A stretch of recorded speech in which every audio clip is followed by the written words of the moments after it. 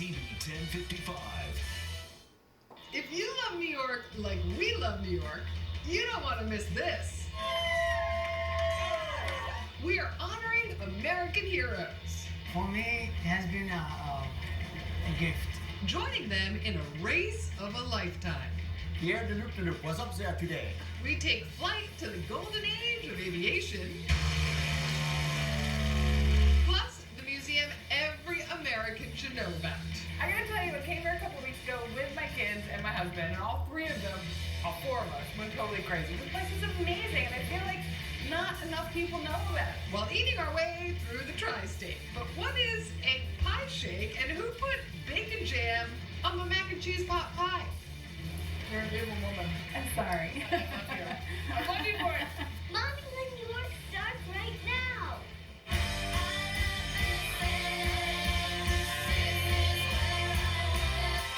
Toni on New York starts right now.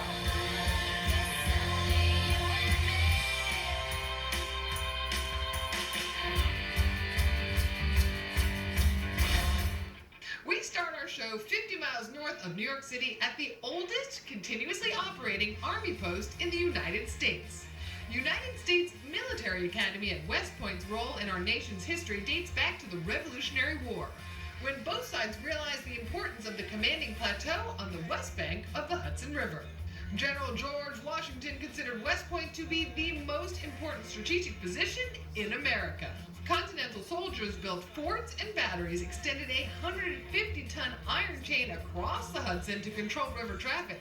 Fortress West Point was never captured by the British, despite Benedict Arnold's treason.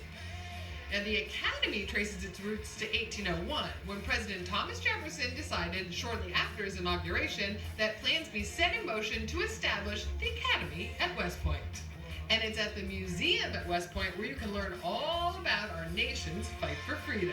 All right, I gotta tell you, I came here a couple weeks ago with my kids and my husband, and all three of them, all four of us, went totally crazy. This place is amazing, and I feel like not enough people know about it. Yeah, we are the Hudson Valley's best kept secret, probably. Hidden treasure. Yeah. Hidden treasure. Yeah. So tell me, what are people gonna experience when they come to this Hudson Valley hidden treasure? So, everything original related to American history, from the American Revolution all the way to today. Right. So if you want to experience what people used, what people handled, what soldiers used, where they were, then this is the place to do it, because this is the heart of the American Revolution right here. I know, it's amazing. And so a lot of our collection was originally built with Revolutionary War pieces that were forced to be left here by the British in 1777, and they have remained here ever since. And so our collection has been built off of that for the last 250 years. In the small weapons gallery, you can take in the history of handheld weaponry tracing back from the Stone Age club to modern automatic firearms. On the lowest level of the West Point Museum are several oversized displays ranging from artillery pieces to a First World War tank, an atomic bomb casing of the type dropped at Nagasaki, and a cannon collection with weapons dating back as far back as this one from the 17th century, used in the Chinese Boxer Rebellion, along with the cannon that fired the first American shot of World War I. There's the story of the Wizard of Oz and how it came to be, but primarily the monkeys, when you see them in the Wizard of Oz, are wearing these gray coats. They were actually fashioned after the cadet coats here at West Point. Oh, wow. And then when you look across the river from West Point, you see a big castle on the top of the hill, and that's supposedly the influence for the Wicked Witch of the West castle in the Wizard of Oz. So American history plays part in one of the greatest movies of all time. Yeah. The museum is divided into 6 different exhibits, but for first-time visitors, Marlena Cook, curator of art for the museum, suggests you start at the West Point Gallery, where you can check out artifacts from the Revolutionary War, such as George Washington's pistols, along with an almost one-of-a-kind war trophy.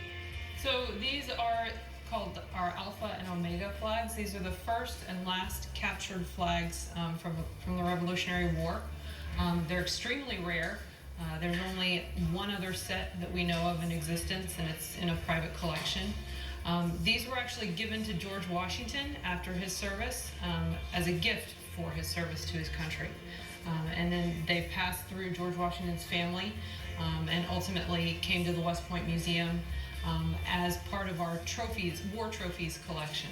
The only other set known in existence was sold at auction for $20 million.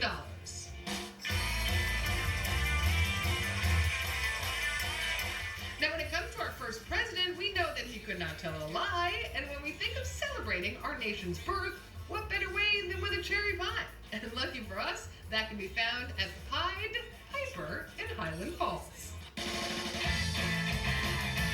Suzanne Quaylen did not start out as a baker per se, but she just loved pies. So the self-taught pie maker started selling these baked goods at farmers markets around the Hudson Valley. And when she found herself making 130 Thanksgiving orders for pies out of her own kitchen, she knew it was time to set up shop. We've got your standard traditional pies. We have apple pie, we do peach, cherry, your traditional ones that you're familiar with. And then we do have our own signature flavors like Snickers, chocolate peanut butter. Yes, it's a chocolate pie that's been baked, and then it's got a fluffy peanut butter layer, homemade caramel and peanuts on top. And then we also do our twist on an Almond Joy candy bar, which is a coconut pie with sliced almonds and milk chocolate in the bottom. We do everything from like a Samoa, which is a caramel chest base with toasted coconut and chocolate on top. And then of course we have a little cult following for our pecan pie. It's not your traditional pecan pie. Pecan. Yeah, it's pecan. Or as you New Yorkers say, pecan. But where I'm from Seattle, we always call it pecan. And ours doesn't have any corn syrup, which it's traditionally made with. Nice. Yeah, so it just has a lot of other bad things, like butter and brown sugar. Butter and brown sugar are good things. Yes. Now I hear you also do something called a pie shake. Yes. What is a pie shake? A pie shake is where you can come in and pick a pie flavor that we have available for the day, and you can blend it with ice cream. And so anytime you come into the shop, you can get a different pie flavor or pie shake flavor every time you come in. All right, can I get a Snickers pie shake? Sure. The Snickers pie! It's the little one. Yes. So you make little pies and big pies? Yes. How much of that pie goes into my pie shake? About half. Woohoo! People, it's a good thing I worked out this morning. There's a lot of scoops of ice cream in that. I love pie. I love pie almost as much as I love pasta. Oh my god! Hang on a second. Suzanne's trying to kill me. You gotta work that, don't you, girl? You don't want a lumpy shake. No, I don't want a lumpy shake. It's another rule of 2016. No lumpy shake. I'm not deep shelling my own lobsters and no lumpy shakes, but don't forget it. Don't forget it. I won't forget that one. Don't forget it. Apparently we're drinking a lot of shakes this year. Wait, we gotta fatten up for winter, right? Wow. Here we go. Snickers shake and Pie Piper Pie Company with lovely Suzanne, the pie lady. Don't make her angry. In 3, 2, 1.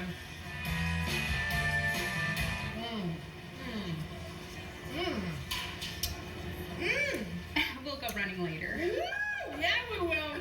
Little did I know Suzanne also makes killer savory pies like this, the mac and cheese pot pie with bacon jam. And Suzanne claims the bacon jam will change my life. It will. She says it with some confidence. I love it. Now they gotta get a little bit more bacon jam. All right, mac and cheese pot pie with the bacon jam. Pie Piper's pies. In 3, 2, 1. You're a beautiful woman. I'm sorry. I love you for it. And just when I thought I had all the pie I could try, Suzanne pulls out her secret savory weapon because I cannot say no to tacos. So this is our taco pot pie, Taco which we pot pie? offer every Taco Tuesday, but sometimes we have Taco Wednesday. And we top it with some shredded lettuce and a little bit of homemade pico de gallo. And we add a nice big dollop of sour cream on top. So that is your taco pot pie. Give me a big knife. Yep. I'm gonna cut right into it. Yep. Oh, that's ridiculous.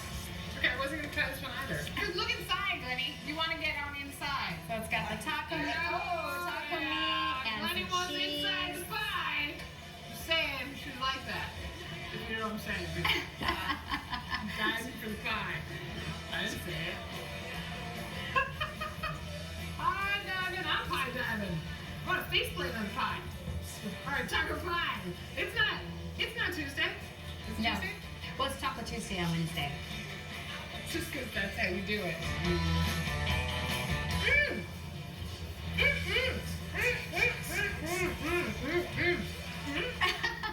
Coming flight to the golden age of aviation, where you